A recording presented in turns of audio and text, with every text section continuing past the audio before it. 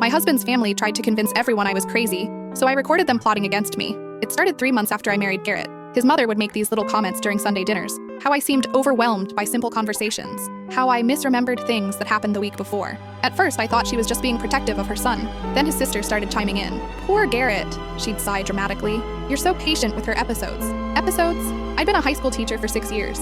I had a master's degree. I'd never had a mental health issue in my life, but they were persistent. His father would shake his head sadly whenever I'd correct something they'd said. There she goes again, he'd murmured to Garrett. Maybe you should look into getting her some help. The worst part was watching Garrett slowly start to believe them. Honey, he said one evening after a particularly brutal family dinner. Mom thinks you might benefit from talking to someone professional. About what? I asked, genuinely confused. You've been different lately. Paranoid, argumentative. Even I've noticed. I stared at him. Argumentative? I corrected your sister when she said I'd burned the dinner last week. She literally served us takeout because she forgot to turn on the oven.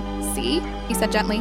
You're doing it again. That's when I realized what was happening. For the next month, I started paying closer attention. His mother would tell stories about conversations we'd supposedly had that never happened. His sister would move things in their house, then act concerned when I couldn't find them where I'd left them. His father would mention concerning behaviors he'd witnessed that were complete fabrications. They were gaslighting me systematically. The breaking point came when his mother suggested Garrett look into having me committed for a psychiatric evaluation. She'd printed out articles about early onset dementia and paranoid personality disorders, highlighted sections about how family members needed to act quickly for everyone's safety. I was 29 years old. That night, I drove to an electronics store and bought the smallest recording device I could find. If they wanted to convince everyone I was losing my mind, I was going to make sure I had proof of what was really happening. For 2 weeks, I recorded every family interaction. Sunday dinners, casual visits, phone calls I wasn't supposed to hear. I kept detailed notes with timestamps. I documented every lie, every manipulation, every coordinated attack on my sanity. The device was so small I could hide it anywhere. In my purse, clipped inside my jacket, even taped under tables during family gatherings.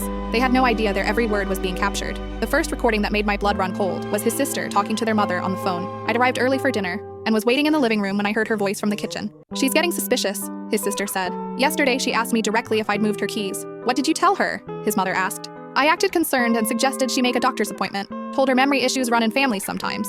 They laughed about it. Last Sunday, I arrived at their house early and hid in the pantry while they set up for dinner. That's when I finally heard what I'd been suspecting all along. His mother's voice was crystal clear through the thin pantry door. The psychiatric evaluation is scheduled for Thursday, she said. Dr. Williamson owes me a favor from the country club. I couldn't fit what happens next in this short video, watch the rest down below.